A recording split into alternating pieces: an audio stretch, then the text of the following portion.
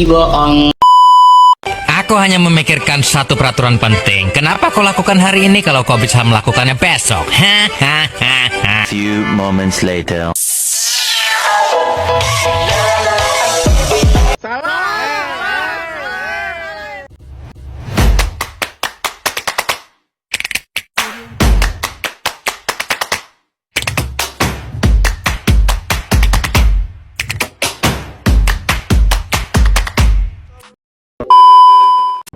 Assalamualaikum warahmatullahi wabarakatuh.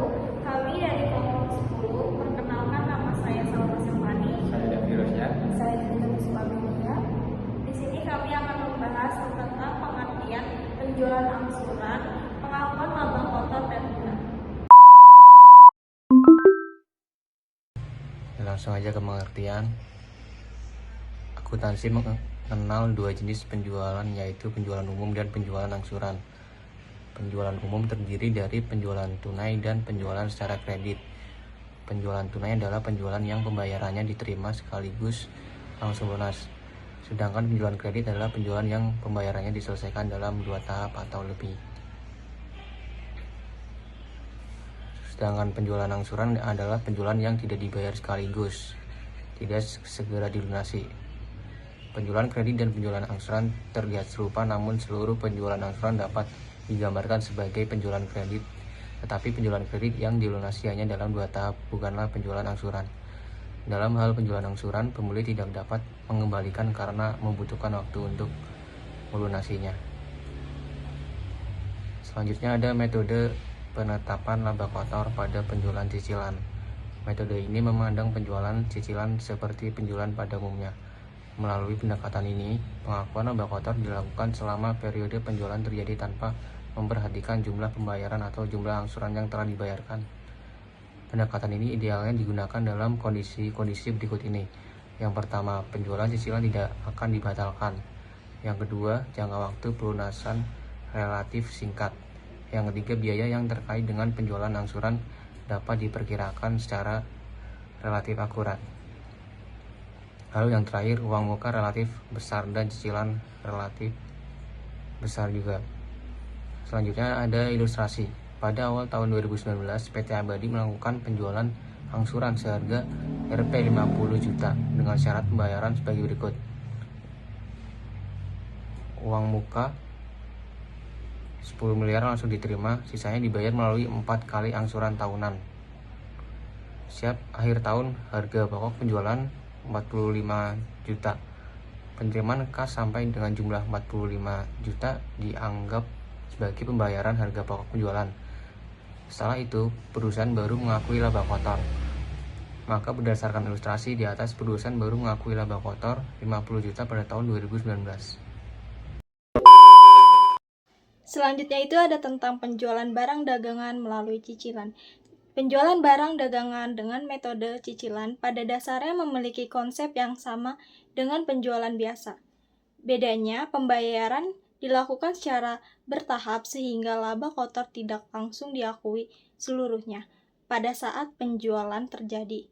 Perusahaan harus memisahkan bagian harga pokok dan laba kotor, lalu mengakui laba tersebut secara bertahap sesuai dengan kas yang diterima dari cicilan. Di sini ada contoh ilustrasinya. Laporan posisi keuangan PT Excelshop pada 1 Januari 2018. Penjualan cicilan yang dilakukan pada tahun 2016 dan 2017 dilakukan dengan menentukan laba kotor senilai 38%. Pada Januari 2018, terdapat sisa cicilan tahun 2017 senilai 60 juta rupiah dan terdapat laba kotor yang ditangguhkan senilai 38%, yaitu senilai 22.800.000 rupiah dan sisa piutang tahun 2017 senilai 20 juta rupiah. Mencatat penangguhan laba kotor senilai 35% atau 7 juta rupiah, maka pencatatannya sebagai berikut. Nah, di sini ada contoh pencatatannya. Di sini ada transaksi tanggal 1 Januari sampai 31 Desember.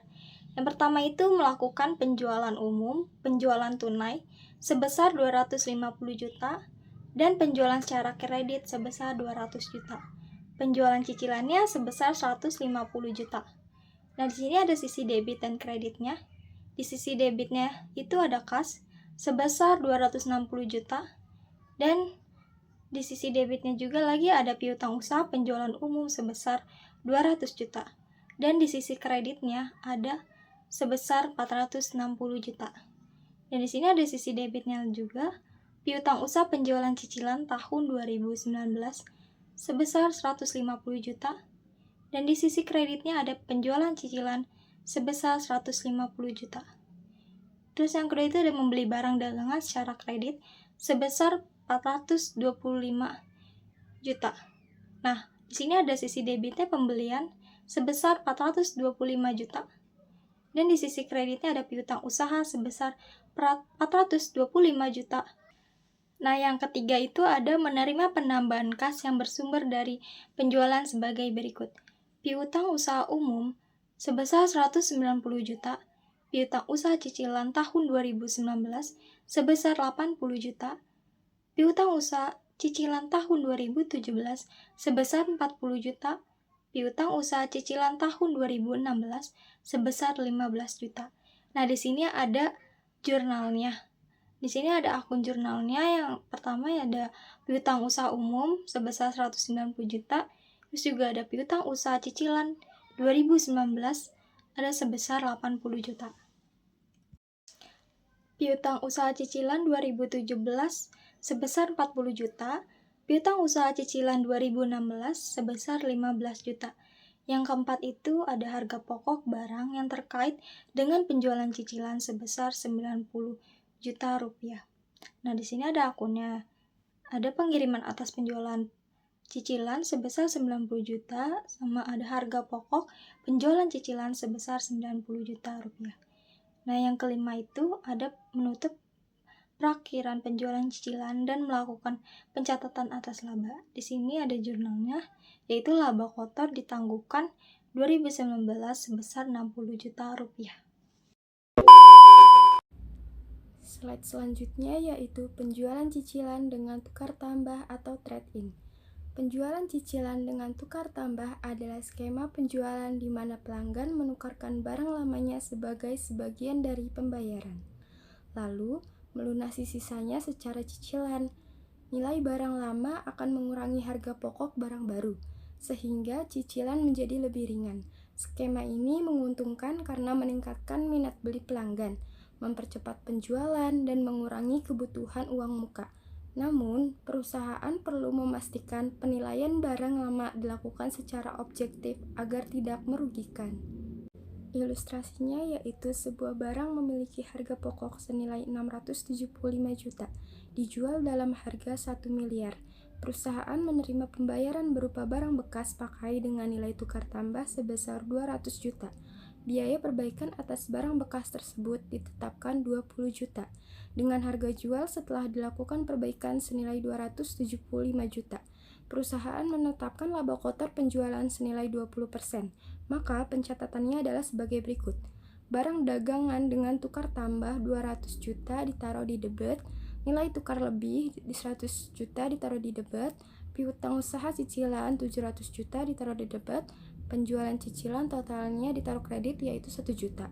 Selanjutnya harga pokok penjualan cicilan di debit 675 juta dan barang dagangan baru dikredit sebesar 675 juta. Sekian penjelasan dari kami, kurang lebihnya mohon maaf. Wassalamualaikum warahmatullahi wabarakatuh.